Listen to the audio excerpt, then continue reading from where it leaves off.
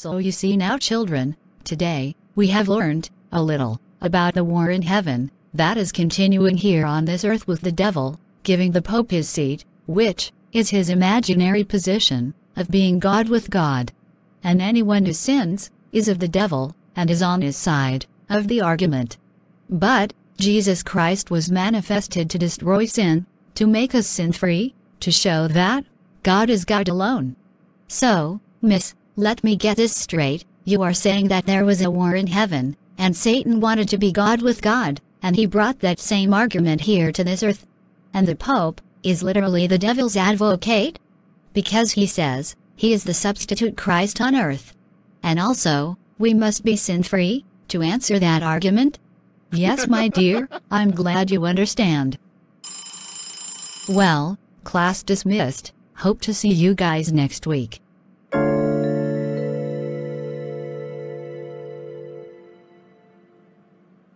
Yes, come in. Hey doll, how are you going? How was school today? Hi Mom, it was quite interesting today. Really? Well, that's different coming from you. So what made it different? Well, I went to a new RI class today, with my friends, my Adventists friends. Well, it wasn't the ordinary Adventist, it was 2C, a Seventh-day Adventist, and the teacher had some really interesting things to say about our Catholic Church. Really? And what did she say? Well, the point that stood out to me was the part where she said that in heaven the devil wanted a position of being God with God, and he gave that imaginary seat to the Pope, who also claims to be God on earth. Really? Well, I'll have to give the principal a call tomorrow. This is unacceptable. People should not be saying things like that about people's religion.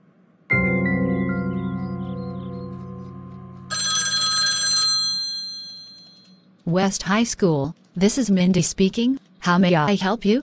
Hello Mindy, may I speak with the principal please? She's busy right now. Would you like to leave a message? Yes, could you please tell her that Mrs. Joseph called, and that I am extremely displeased about the last religious instruction session my daughter attended, and that I would like to personally have a discussion with that teacher. Thank you. Okay, no problem. Come in. Yes, Mindy. Please don't tell me that another angry parent called. Actually, that's exactly why I'm here, Principal Bertha, and this time, it's Miss Joseph. She wants to personally meet with Miss Prescott. Oh my, she's really short-tempered. These parents just can't take a little criticism about their religion. Anyway, Miss Prescott won't have a problem with that at all. Actually, she seems to be happy to meet and talk with these parents. Give her a call right away and arrange for her and Miss Joseph to meet. Okay, no problem.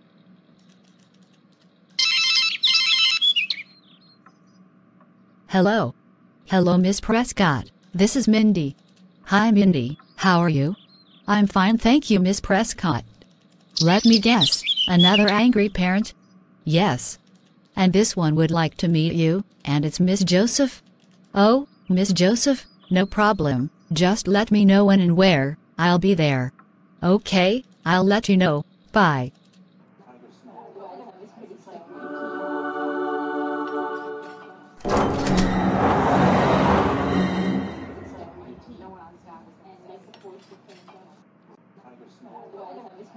Good morning, Mrs. Prescott. Sorry I'm late. Hi, Miss Joseph. That's okay. How art thou?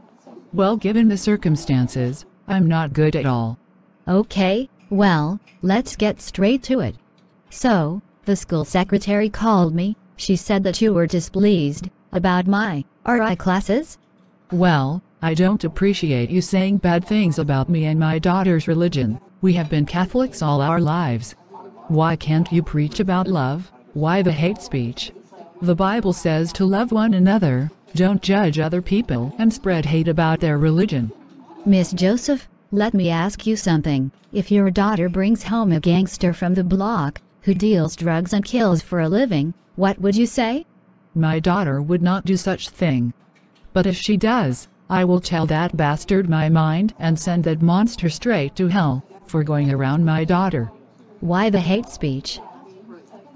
That's not love. Why are you judging the gangsters?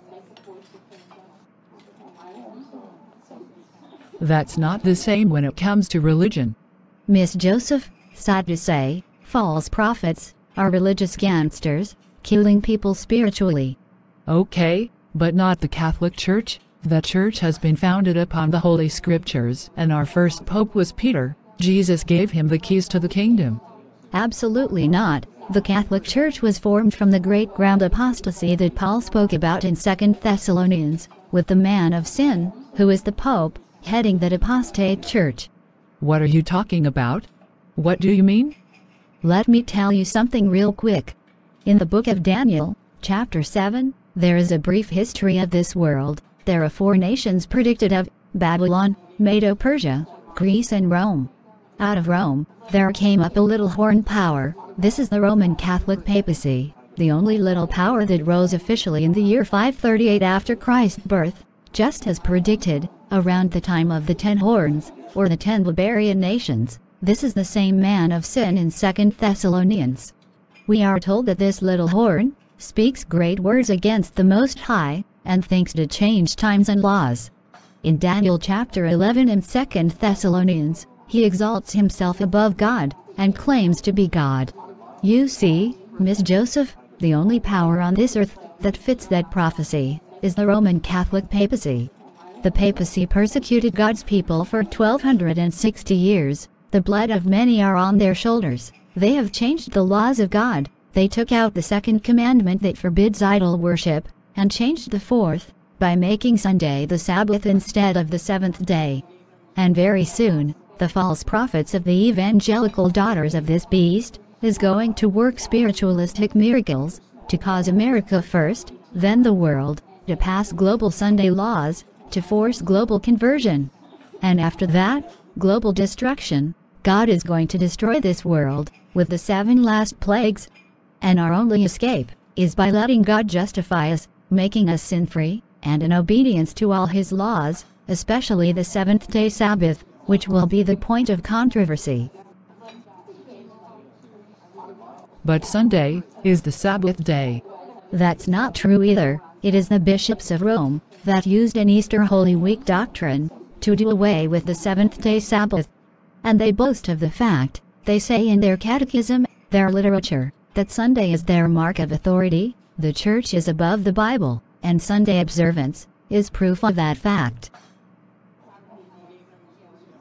Miss Joseph, in Revelation chapter 14, we are told to preach the 3 angels' message to the world, to warn people about Babylon. We are to tell people with a loud cry, like the 4th angel in Revelation chapter 18, to come out of Babylon, come out of false religion, that you partake not of her sins, and that you receive not of her plagues, and let God make you sin-free, to escape the coming destruction of this world. But, how can we show people that they are in a false religion, without criticizing their religion? And showing them what is wrong about it? No one can live without criticism or making judgments. We all do it. It is necessary for making decisions, for safety, for salvation. So, Miss Joseph, the gangster, is the false religions, and the daughter is God's people. What would you do? Well, Miss Prescott, to tell you the truth, my daughter did seem really interested in your RI class, and you've just explained some things to me that sounds compellingly true. Let's meet again and talk. I would like to know more. Sure, no problem. Well, I'll keep in touch. Thank you very much. It has been my pleasure. Well folks, thank you for watching, and don't forget to subscribe below, to check out our YouTube channel, 2CSDA Gospel, and our website is www.2csdaevangel.com. Also our books on Amazon, The Systematic Theology, Are Evangelicals True Born Again Christians, The Issue of the Covenants, by Brother Nyron Medina, and also, Immortality, Death and the Hereafter, by Brother Cheflon Ballantyne, and Vegan Delights, by Sister Anne-Marie Ballantyne. Long live the Reformation! Yo, gaddle.